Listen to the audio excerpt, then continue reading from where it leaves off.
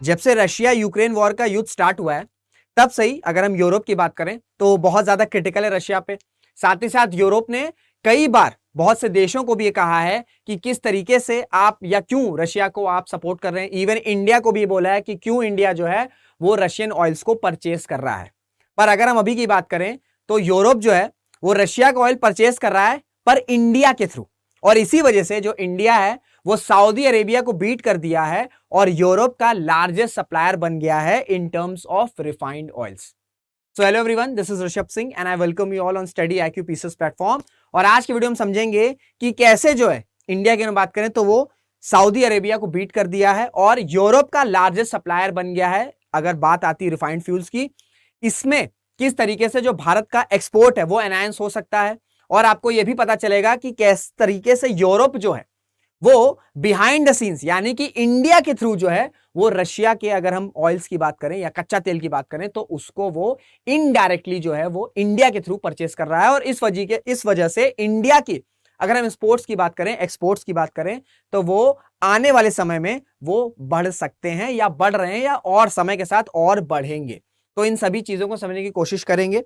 पर आगे बढ़े उससे पहले एक इंफॉर्मेशन मैं आपको दूंगा कि अगर आप प्रिपेयर कर रहे हो 2024 के लिए, चाहे यूपीएससी हो, चाहे यूपीपीएससी, चाहे यूपीपीसीएस हो, आप स्टडी IQ में एनरोल कर सकते हो। आपको जाना है वेबसाइट पे, आप एनरोल कर सकते हो, पर गलती से ये प्राइस मत पे कर देना। अगर मेरा कोड लगाओगे, कोड है RS लाइव, जैसे ही मेरा कोड आप इंडेट करोगे RS लाइव, आप परचेज कर सकते हो यूपीएससी और यूपीपीसीएस का कॉम्बो कोर्स होना डिस्काउंटेड प्राइस, और वो डिस्काउंटेड प्राइस है आपका 32999 अगर आप मेरा कोड लगाओगे। कोड है RS लाइव। तो ये छोटी सी इंफॉर्मेशन आपको देनी थी। अब आगे बढ़ते हैं। देखिए, अगर हम बात करें 2023 की तो एक रिपोर्ट आई है recession probabilities world wide for 2023, और ये रिपोर्ट जो है ना ये खुद यूएस मीडिया के द्वारा लॉन्च की गई है। ठीक है, खुद यूएस मीडिया के द्वारा लॉन्च की गई है, और इसमें यह बताया गया है कि किस तरीके से जो देश हैं उनमें कितने % चांसेस हैं कि उनके यहां रिसेशन आ सकता है। क्या आ सकता है? रिसेशन।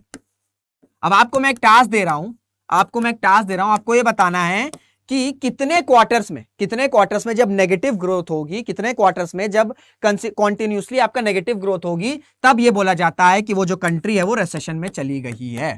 टास्क फिर से सुन लो। टास्क में क्या दे रहा हूं आपको, कमेंट में ये बताना है कि लगातार कितने क्वार्टर्स तक अगर जीडीपी ग्रोथ जो है वो नेगेटिव में रहेगी तो ये बोला जा सकता है कि वो जो पर्टिकुलर देश है वो रिसेशन में चला गया है, यानी कि आर्थिक मंदी का वो शिकार हो गया है। तो आपको वो क्वार्टर्स जो है वो कमेंट में उसको पिन डाउन करना है। तो अगर हम ये रिसेशन प्रोबेबिलिटीज वर्ल्ड वाइड 2023 की बात करें तो जो सबसे ज्यादा चांसेस है, यानी कि जो देश हैं जहां पे सबसे ज्यादा चांसेस हैं कि आर्थिक मंदी या जो रिसेशन है वो आ सकता है, भैया वो आपका G7 कंट्रीज है।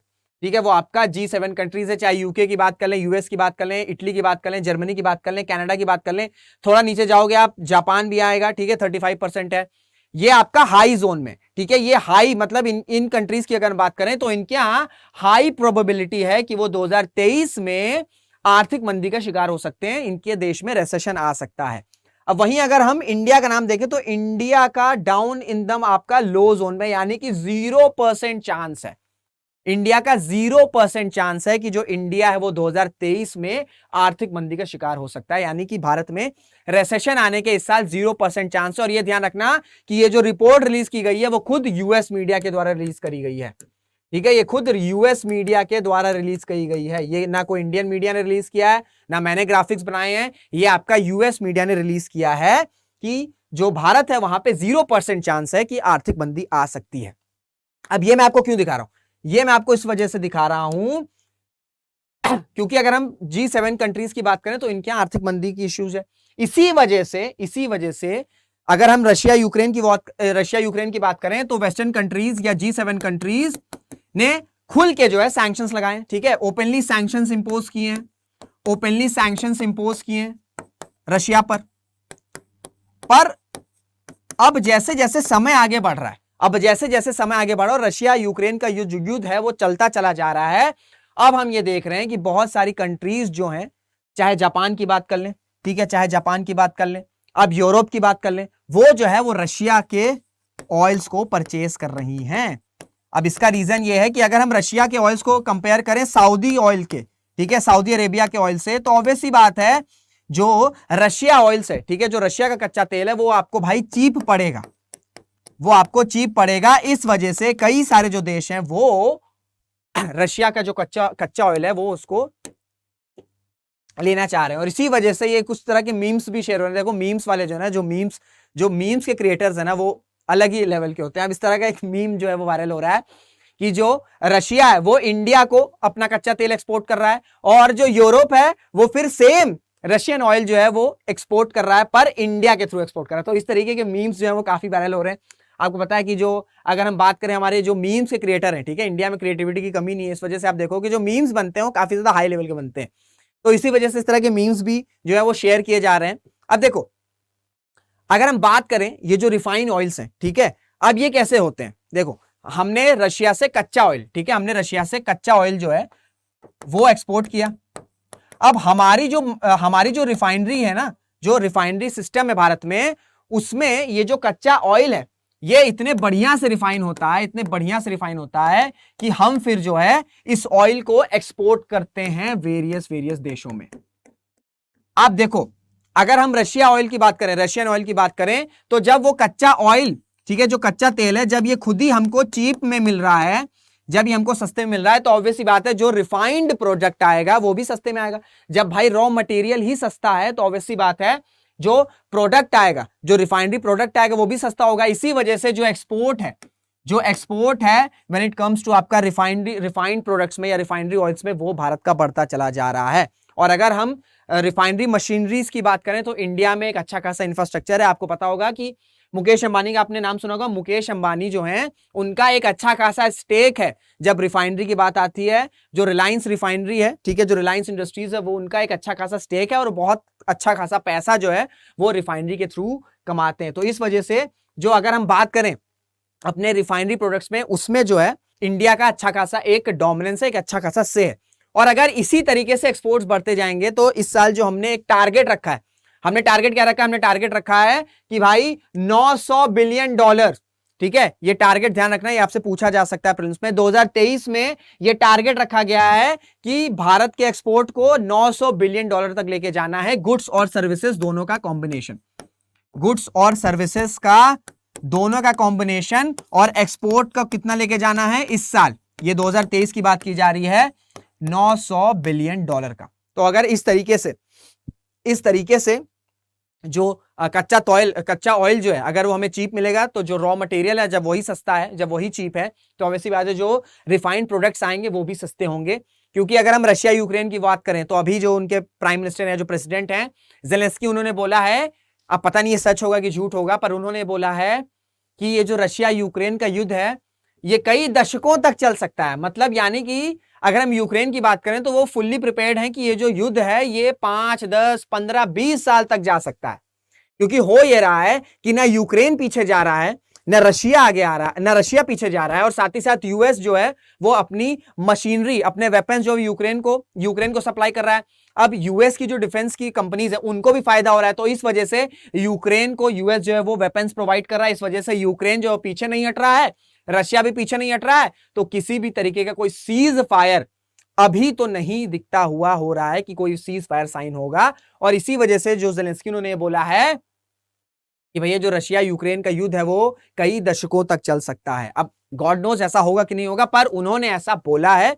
और अगर ऐसा होगा तो इंडिया के लिए अच्छी बात है, क्योंकि एक्सपोर्ट जो है, अगर हम एक्सपोर्ट को देखें, अगर हमें एक्सपोर्ट के टारगेट्स जो है हमें अचीव कर रहे हैं, तो उसमें जो पेट्रोलियम प्रोडक्ट्स है उनका अच्छा खासा शेयर है। अगर हम कंपेयर करें आयरन एंड स्टील से, उसके कंपेयर में भी जो पेट्रोलियम प्रोडक्ट्स हैं वो कहीं ज्यादा आगे हैं।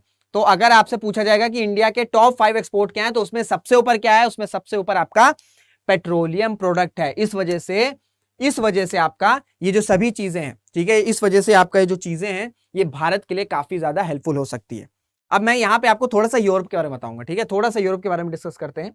अब अगर हम यूरोप की बात करें, ठीक है, अगर हम यूरोप की बात करें तो यूरोप जो है वो डायरेक्टली रशिया से ऑयल परचेज नहीं कर रहा है, ठीक है, पर इंडिया के व्यू जो है, इंडिया का वे जो है, इंडिया के थ्रू जो है वो सेम ऑयल रशिया का वो परचेज कर रहा है। अब अगर हम जापान की बात करें, अभी थोड़े दिन पहले मैंने न्यूज कवर करी थी कि मैंने एक वीडियो बनाया था जिसमें जो जापान है उसने बोला है कि हम रशियन ऑयल को परचेज करेंगे। हम जापान की बात कर लें, इवन पाकिस्तान ने भी बोल दिया, पाकिस्तान को यूएसए ने अलाउ कर दिया है कि वो जो है वो ऑयल परचेज कर सकते हैं रशिया का। तो अगर हम पाकिस्तान की बात कर लें या जापान की बात कर लें तो ये लोग खुल के एटलीस्ट बोल रहे हैं कि हम जो है रशिया का जो ऑयल है वो हम खरीद रहे हैं। पर अगर हम यूरोप की बात करें यूरोप की बात करें तो वो अभी भी ये बोल रहे हैं कि हम रशिया से कुछ नहीं खरीद रहे हैं, हम रशिया से कुछ नहीं खरीद रहे हैं। हालांकि इनडायरेक्टली सेम ऑयल जो है, जो रशिया का ऑयल है वो खरीद रहे हैं और डायरेक्टली बेनिफिट कर रहे हैं रशिया को यूरोप। पर दुनिया के सामने ये दिखा रहे हैं कि भाई हम तो यूक्रेन के साथ हैं और हम जो है रशिया को सपोर्ट नहीं कर रहे हैं। तो ये क्या है? ये हिपोक्रेसी नहीं है, ये हिपोक्रेसी इंटू 100 है। ठीक है, हिपोक्रेसी इंटू 100 है, ये हिपोक्रेसी इंटू 100 है। क्योंकि जापान की बात कर लें, ठीक है, हम चाइना की बात कर लें, हम पाकिस्तान की बात कर लें, इवन पाकिस्तान भी ये बोल रहा है, खुल के बोल रहा है कि हाँ भाई हम रशिया का जो तेल है, ऑयल है वो हम खरीद रहे हैं। पर एक यूरोप जो एक इतना इंपॉर्टेंट रीजन है, वो इनकी जो हिपोक्रेसी है, जो हिपोक्रेसी वो आपकी रशिया यूक्रेन वॉर में पूरी तरीके से एक्सपोज हो गई। और ये हिपोक्रेसी नहीं है, ये हिपोक्रेसी इंटू 100 है। ठीक है, तो इस वजह से दुनिया को दिखा रहा है यूरोप कि हम जो है रशिया से कुछ भी परचेज नहीं कर रहे हैं, हम रशिया पे सैंक्शंस जो है इंपोज कर रहे हैं। पर इनडायरेक्टली सेम जो ऑयल है वो आपका यूरोप आ रहा है और कहीं ना कहीं, और इसी वजह से यूरोप जो है वो डायरेक्टली रशिया को हेल्प कर रहा है। और ये लोग कहते हैं, और यूरोप कहता है कि इंडिया जो है वो रशिया का ऑयल परचेज करके रशिया की मदद कर रहा है और इंडिया को यूक्रेन का सपोर्ट करना चाहिए। अब देख लो यूरोप का कैसा सपोर्ट है। तो इस वजह से ये हिपोक्रेसी नहीं है, ये हिपोक्रेसी इंटू 100 है।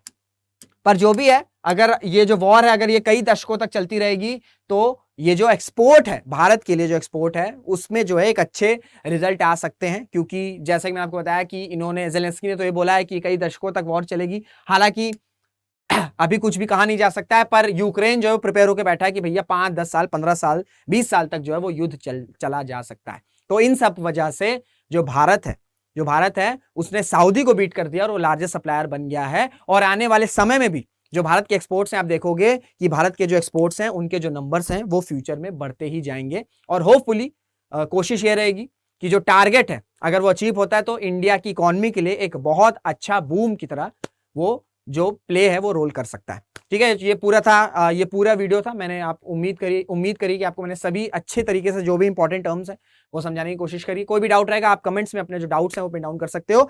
सेशन को एंड करने से पहले एक इन्फॉर्मेशन दूंगा कि प्रीलिम्स टू इंटरव्यू बैच 2024 हमारा लॉन्च हो चुका है। ठीक है, ये लाइव बैच है, 2 इयर्स का प्रोग्राम है, मेंस, प्रीलिम्स, इंटरव्यू सभी की तैयारी की जा सकती है। आप स्टडी IQ की वेबसाइट पे जाके एनरोल कर सकते हो। पर गलती से ये प्राइस मत पे कर देना। मेरा कोड जब लगाओगे RS Live, then you be able to purchase this course on a discounted price and discounted price is 3299। तो मेरा कोड लगाओगे तभी जो है वो आपको डिस्काउंटेड में ये आपको डिस्काउंटेड प्राइस मिलेगा। मेरा कोड ध्यान रखना, RS Live। ठीक है, ये मेरा कोड है RS Live। ये छोटी सी इन्फॉर्मेशन आपको देनी थी। मुलाकात करेंगे आपसे अगले वीडियो में, तब तक अपना ध्यान रखिएगा, मेहनत करते रहिएगा, खुश रहिएगा। जय हिंद, जय भारत।